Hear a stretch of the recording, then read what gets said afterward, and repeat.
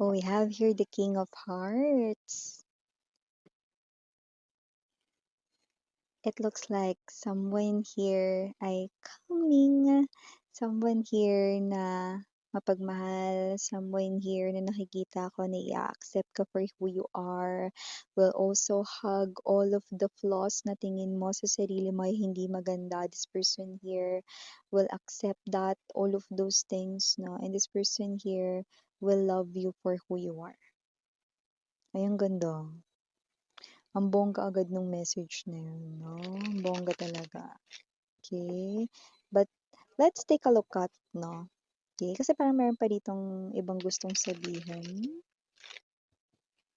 So, alamin natin kung ano yung ibang mga informations nun. Oh, this is not just a simple encounter, ha? Six of Water energy, ha? This is not just a simple encounter, though, ah. Let me see.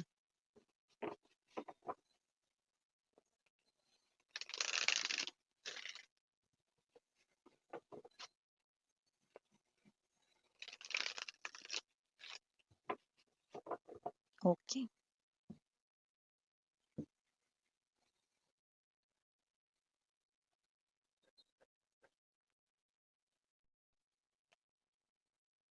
High Priestess, Queen of Earth, Ace of Fire,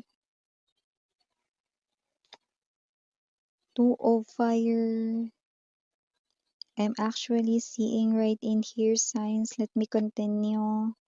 Two of Air, Eight of Earth, Nine of Fire, center of the reading, Four of Fire. Ooh, nice. Justice. Yeah, you're really moving towards, no? Nangyayari na, no? Meron na nangyayari ngayon in the background here. Six of Air. You're really moving towards the justice energy. Another two. Okay. We have here bottom of the deck, Three of Fire, Hierophant energy. You're not going anywhere, okay?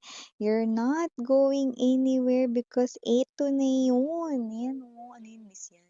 Magsusulputan ang mga signs na ito. Ayan, pero bago ko yan ipagpatuloy, sabihin ko muna ito, okay? Yeah, it's nice to have a first love. Pero ang pinaka-importante sa lahat ay ang last love. Kung sino makakatuluyan at makakasama forever up until the end of time. Yan o. At ito na ang mga malinaw na signs na itong reading na to ay para sa iyo. Okay? Dahil may mga nangyayari na ngayon, no, in the background na hindi mo nakikita dahil yan ay nangyayari sa spiritual realm or sa ating 5D world, no? Ibig sabihin, magsisimula kang makakita ng mga signs na ito. Specifically, 222 and lots of butterflies. Bongga, guys. Yan yung kita natin dito. It feels like personal reading here for someone, but just take only what resonates right in here, no? But I do pick up, hey, there's something here, High Priestess energy, Queen of Earth, no, na nangyayari sa iyong love life area na hindi mo alam, no? Pero, yun ang aking role, kundi sabihin na sa'yo. Pero bago natin, no, i-dive deeper itong reading ninyo, pati na natin everybody. Hi and hello there everyone, my name is Yan. Welcome new subscribers, returning Istam buyers. Thank you sa inyong walang sawang love and support for me. At kung hindi niyo pa alam, mayroon pa po tayo other channel, link down below sa ating description box if interested. Just click that link na para mapunta kayo there. Na araw-araw yung nag-upload tayo ng collective readings for all signs doon. At yung natin gender dito, no? So, babae, lalaki, LGBT, lahat ay welcome. Possible magkapalit-palit. Why?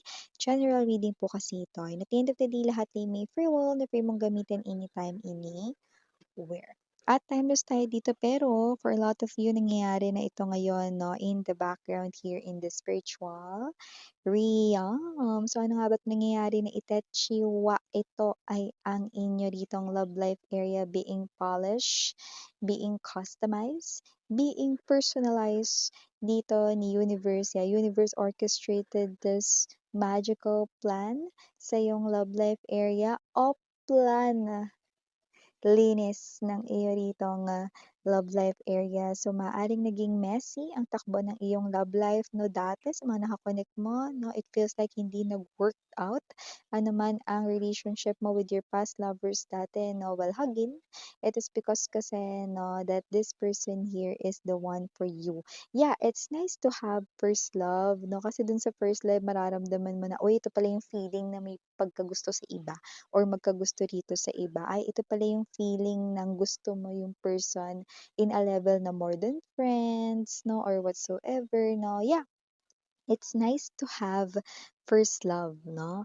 Pero ang pinaka-importante sa lahat ay ang sinong makakatuluyan mo talaga. Yung tao talagang hindi aalis sa tabi mo kahit na dumaan pa ang anumang bagyo, hindi kanya mag-isang iiwanan dito. 4 of fire to the 10 of earth, energy at kapag malapit mo na siyang makilala, makakita ka na ng tu at mga butterflies sa kapaligiran mo 'no, and you're wondering, "Ano may butterfly na naman mare?" It doesn't matter anong color niyan, wala 'yan sa color basta makakita ka ng maraming butterflies right in here 'no, at, ikaw ito magtataka 'no, na parang akala mo yun na yun, nakita mo lang kasi ang daming halaman there 'no, or ang dami kasing bulaklak there 'no. It's not a random or not a serendipity right in here. It's your sign. Okay? That 2, ano man yung kasamang number ng 2 na yan, kahit pair pa yan sa other number, no? At yung iba talagang dikit pa talagang literal na 22 yan, 2 to 2 or whatever, no? Basta maraming number 2, you will start to see a lot of number 2s and butterflies right in here because ibig sabihin, this reading is for you and your destined person that you end up with ay nalalapit na or nasa area na ng life mo, ayan 'no. Nasa area na ng life mo 'no, very close na sa'yo at mas magiging closer to meet you pa rito. Nalalapit na ang pagkikita ninyo kung di pa kayo nagkakakilala nito at kung kilala mo na siya magkakalapit kayo rito and you start to see this specific signs right in here, no? And then this is you para hindi ka na magtaka. So sana makita mo ang reading na to bago ito mangyari or kung nangyayari na ito ngayon, no? Kasi yung iba maaaring, ano wala yun, nakita ng number 2, hindi ko alam yun, blah, blah, blah. Well, angel number or spiritual number 2 means your soulmate is already around the corner of your life. Okay? Just waiting for that perfect timing to enter that kind of beautiful, soulful connection. Okay? So, kasi naman tong energy na ito, this is your person here na, yeah, hindi man siya ang first love mo, pero siya ang magiging last love mo. Uy, ang aga ng initials. Banggitin na natin yung initials. Capital letter E, capital letter M, capital letter C, capital letter L, capital letter I, capital letter H, capital letter S, and capital letter O. Okay? So, mga babes, no, maaaring hindi man mga capital letters yung next kong banggitin, pero yeah, just take only what resonates. We have here U, O na small, we have here T, P na small or letter T rin na small. We have here letter G and last but not the least, we've got the letter K na small. So yan mga babes, kung sino man tong energy na to, nakikita natin dito that this person is someone who really has this parang kagustuhan na sana ay may tao rin na magmahal sa kanya at makasama niya habang buhay. 4 of fire energy, willing itong tao na 'to na ibigay kung ano ang kailangan ng kanya ritong, magiging person at yung magiging person na yun ay walang iba kundi ikaw. Ay, ibibigay niya rito kung ano yung kaya niyang ibigay kahit na dito sa special day ng inyo ritong kasal ay ibibigay niya rito 'no. Paghahandaan niya ito, ano man yung gusto mo diyan, motif, design, or organize niyan, lahat-lahat na 'no, wedding gown, all of the things 'no, the food, lahat yan ay, ibibigay niya sa'yo. okey? Dahil isang beses lang siyang ikakasal at yun ay ang pagkasal sa taong minamahal niya 'no, and take note, ikaw yung taong mamahalin niya. Ikaw, makaturo naman Miss yan. Oh, ikaw, ayan na. Ikaw nga talaga yung tinutukoy dito. You're really moving towards this justice energy. Medyo kalmado na kasi yung energy mo. Hindi ka na yung nandun sa energy ng mamadali ka sa love. Parang okay lang kahit anong time dumating yung person ko, naniniwala ako na meron talagang tao for me. Eto na yun, mahal. No? Isa rin yun sa sign na pwede mong tingnan. Justice, this is marriage contract right in here. And this is not just a marriage contract. This person here knows the real meaning of marriage vow. Yan, wala tayong gender dito Bi, lalaki, LGBT, but this is your true partner. Two of water. This is the person you're destined to be with. This is the person right in here na nakatakda mong makasama, no? Up until the end of time. Ten of Earth energy. This person right in here is someone who wants to share not just his or her resources or properties or money, no? Financial, kundi share ng lahat ng happiness, share ng lahat ng oras niya sa'yo, ng kanya ritong buong life sa'yo with the Hierophant energy. This person is definitely that person na parang game changer ng love life mo. Marami kang naka-connect dito na loko-loko, no? Or marami kang ka-connect dito, no? Na parang sinayang lang yung oras at pagmamahal mo, no? But this person here, hindi siya yung person rito, no? Na panghihinayangan mo, 'no? Hindi siya yung person dito na magiging dahilan ng bawat pagluha mo at pagkabigo mo. Siya yung person na magiging dahilan kung bakit ka mas magiging happy at mas maggo-glow dahil magiging happy ka sa life niya at mas uunlad ka rin kasi yung taong 'to very supportive siya rito. Giver, wala siya rito. This person don't mind kung kailangan niya ritong maglabas ng money just to support your dreams of whatever it is, then go. Yeah.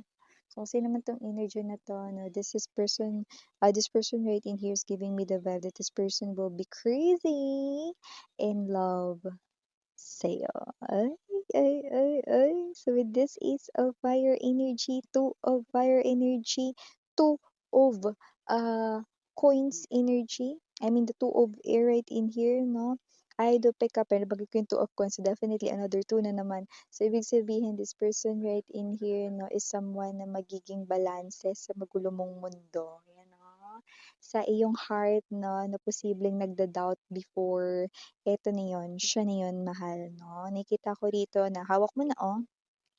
Hawak mo na. Ito yung pangarap mo when it comes to love, hawak mo na.